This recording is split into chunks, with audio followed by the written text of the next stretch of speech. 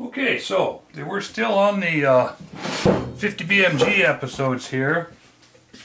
In the last 50 BMG episode, we talked about, oh man, we talked as how the three things that we need to achieve to make this project viable. 15, at most 20-pound gun that'll carry through the woods.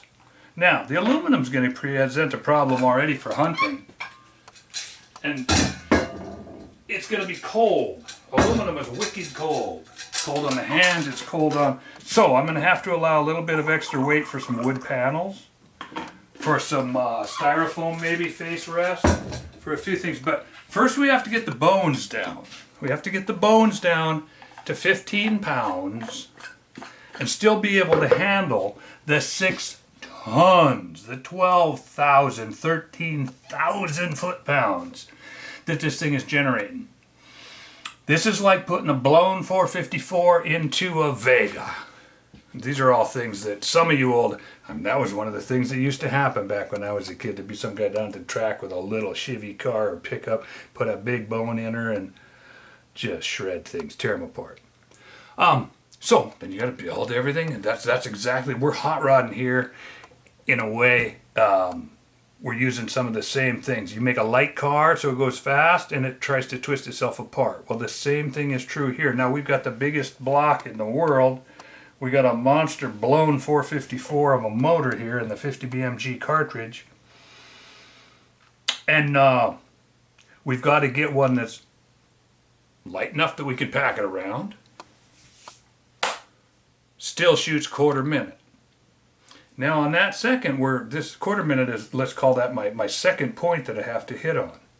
I've shown you what I'm doing with stocks. I got a bolted together hardware store, screen door looking piece of stock with 1, 2, 3, 4, 5, 6, 7, 8, 9 parts bolted together on it, just in the stock assembly.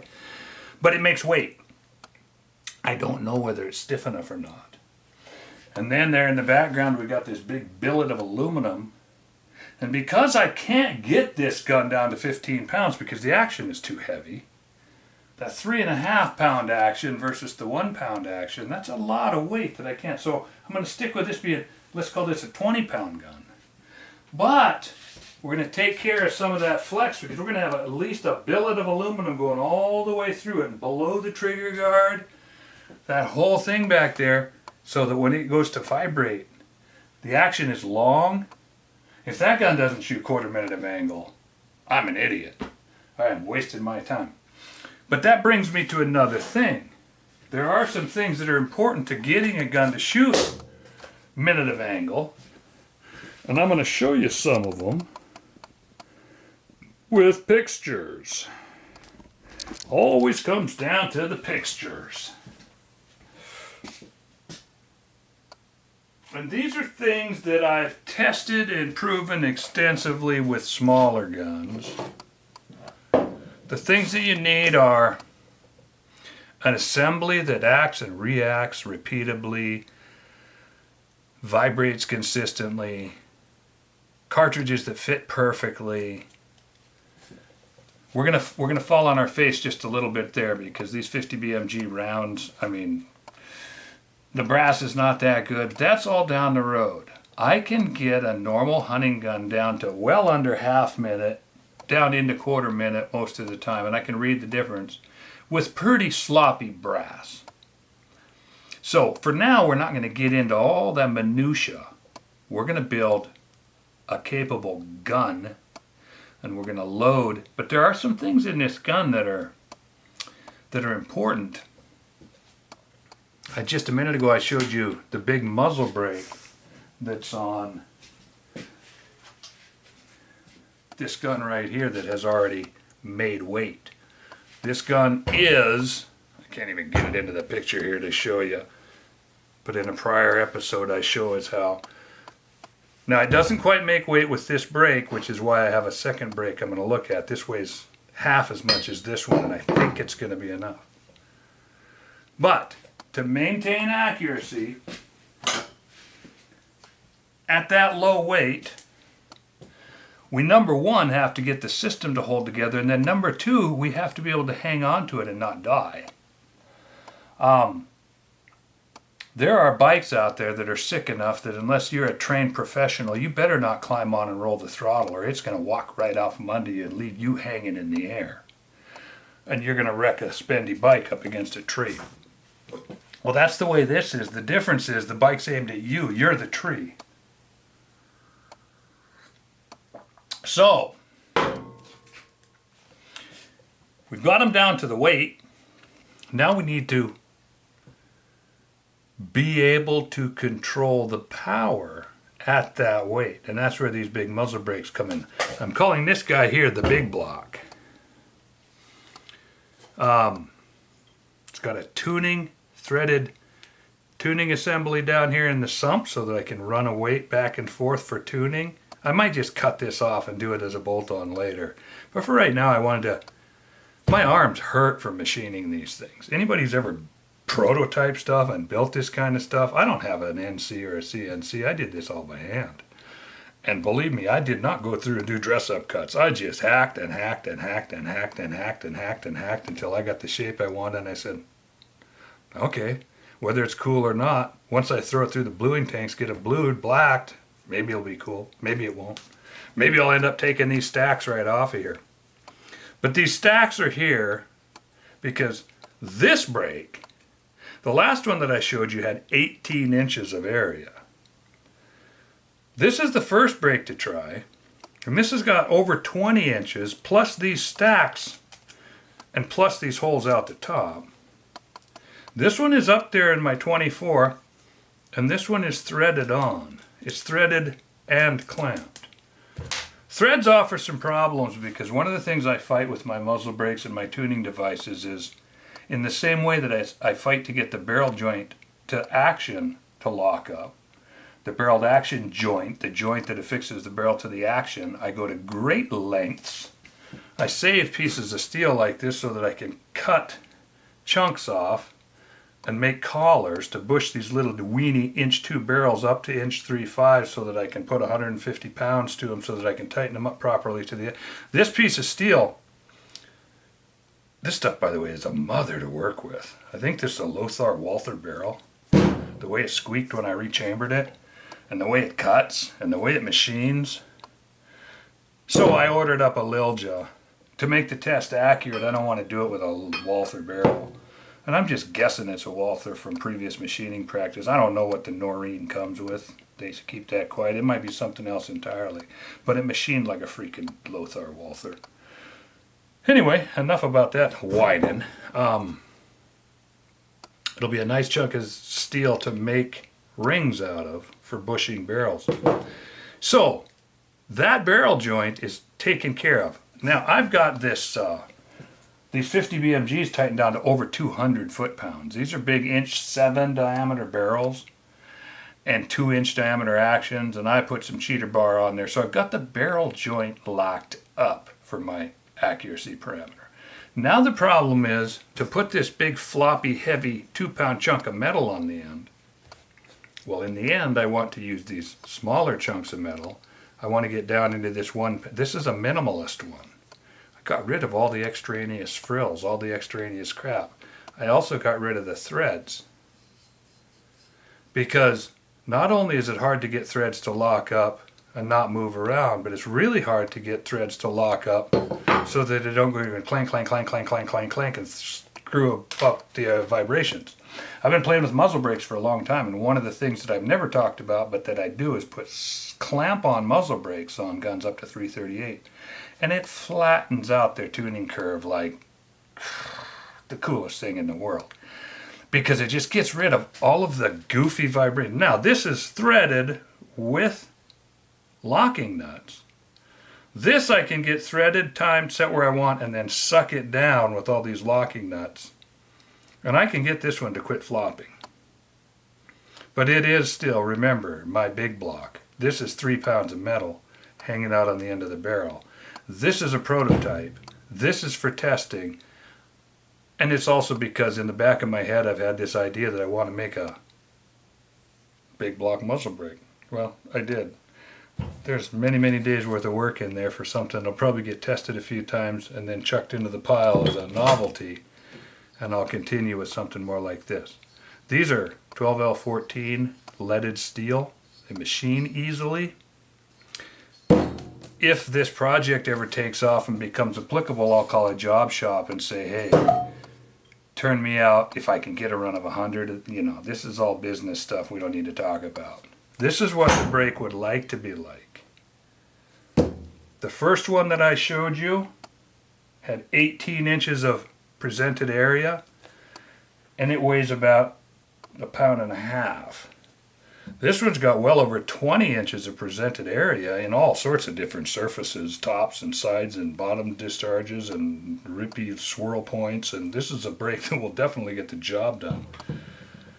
But I want to do it, and one of the things you'll notice is that the first brake I showed you had 4 slots.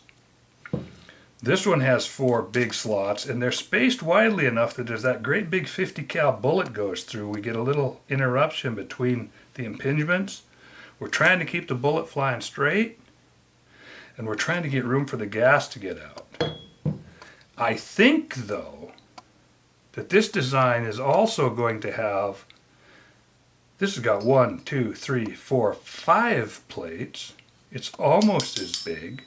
We're still over 18 square inches of area here. We've got wonderfully big exhausts. We've got one here that trips first and hopefully gets the stuff sent away. Everything is 90 degrees parallel, so we don't have to dink around with this whole aiming back thing and blasted me in the face. This stuff hits, the work is all done, and it exhausts out the sides and forward. So no slap in the face. This is the design that I intend to be long-term useful. The big test we're making here is, do I dare trigger a 50 BMG with a slip joint here as opposed to threads? Slipping and clamping this onto a barrel makes it so much easier to hit my 1/4 minute. It wipes out vibration like putting a big old damping pillow on there. It's anybody who's ever done internal boring on a lathe knows what happens when that thing starts to squeal, and you're pulling and you're touching and you're wrapping the handle with lead and you're putting weight on it and you're running brass up again. You're doing all this stuff to try deaden these stupid, squealy, screaming, wild vibrations and get the tool to cut right. This smooth surface in here can never come off. You can clamp this on the barrel, turn it up, hang a D8 dozer off the bottom and pick it up, and the barrel will come apart before this joint will slip loose. But when you add all this intermittent stuff, or one of these bolts shears in here and the others follow like dominoes, and this is shaking around, these are all things that I'm going to be testing on my own. I shouldn't be boring you with, except to say that to make weight and make 1/4 minute, this in the end should be the muzzle brake that I'm going to be using. This is an elegant, simple, wonderfully effective design. This hole is a little low on this one. I should probably, but anyway, prototype, prototype, prototype. Understand. I'm not bragging. I'm not bragging. This is what it is. So, 1/4 minute, we've talked about stocks. We've got the flex thing that we're working on, and I think we've got that taken care of with these aluminum stocks. We've got the brake taken care of. It's there so that we can physically pull the trigger on a 15-pound gun without dying ignominiously right there on the spot. Actually, we would die slowly and in great pain writhing on the ground. We don't want that. Taking 1,200 foot-pounds in the face is, well, it's like getting hit with a Volkswagen bus at 50 miles an hour. Not fun. I was just talking about this project on the inner tube, and one of the guys on there was talking to us how his buddy came over with his 50 BMG and he was shooting in his backyard at the berm that they had set up. They set up a berm by bringing in dump truck loads of fill and dumping it.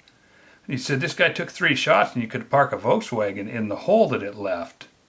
And at that point, all I can think of is, dude, stop, stop, stop. Those bullets are coming out the other side and heading down range for miles yet. 12 feet of dirt won't stop a 50 BMG. They do have that much force that they blow out enough dirt to park a car in. But they also continue on through that berm. They're dangerous, super dangerous. But we're trying to get a 15-pounder to go down to quarter minute. Now, any of you who shoot know that bullets is a wicked big thing. Bullets is a problem. Now I've got a bunch of exotic lathe turn solids and 3 or 4 different brands of bullets kicking around here that are different than. I just saw these on the shelf. I don't even know if any of them are open for you to look at. That's not. This might be. These are called bore riders. And some of this stuff is for down the road, but to even embark on this project, I gotta have a good idea where I'm going. I don't start down a road, and you know, I drive trucks all the time, so one of the first things you learn as a truck driving guy is you don't turn and head downhill into a blind cul-de-sac with your 18-wheeler unless you walk down there and check it. You go into things with a plan. So I'm going into this with a plan. And part and parcel of that plan is the fact that nobody makes bench rest bullets for 50s. So I'm stuck with this quasi, it's got some real problems. This is an AMAX bullet. Those lathe turned bullets, I've got 3 or 4 different brands up there. For some reason, lathe turned bullets have never been balanced correctly to shoot really well in a heavy, long bullet. I shoot some pretty heavy Barnes bullets in 30s and 270s and 6mm's.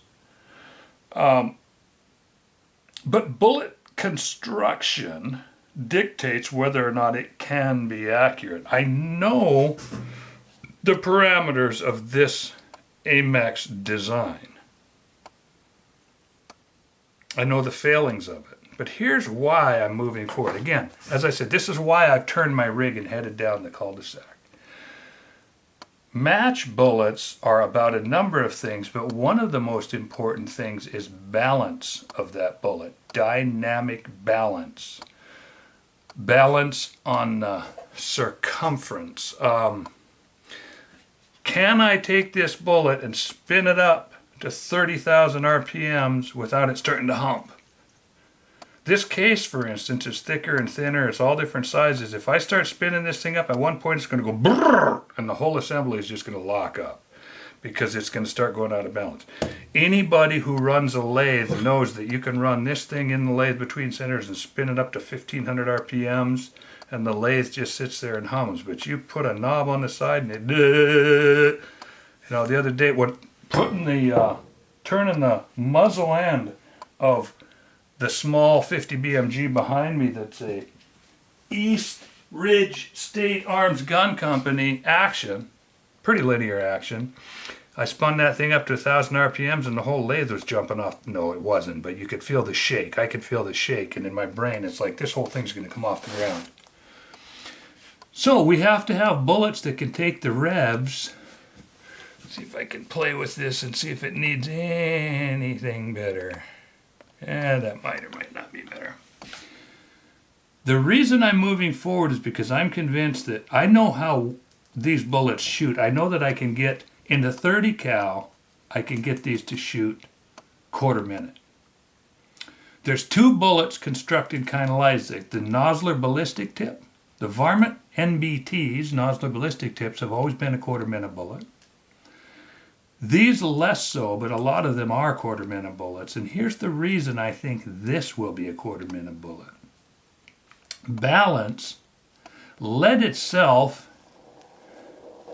is quite stable in its weight. It goes in, it's swaged in. It very rarely has voids in it. So the lead core is probably going to be not a problem. Now, you take this lead core and you surround it by a brass cup. And that cup has been hammered out of a billet. Bam, bam, bam. And it hammers itself out. And it gets, and then you point it up, and basically this copper gilding metal bullet jacket, I called it brass, but it's not. This jacket is really hard to make concentric. But remember, lead, heavy, gilding metal, bullet jacket, copper, light. The smaller the bullet diameter, the more effect the cup has on. When I say cup, a bullet is shaped, it gets thinner as it goes to the nose, and the nose is pointed up and it's just jammed together. A bunch of pleats are folded together here, and there's a little bit of run out in the nose. But it works because this jacket is thinner up here. So when you spin this thing up, if this side is thick, well, this side is thick and this side is thin, it stands to reason that that bullet's going to do this. The higher you can make the lead ratio to the jacket ratio, the more stable that bullet should be. The jacket's there to contain the lead and keep it from just spinning apart.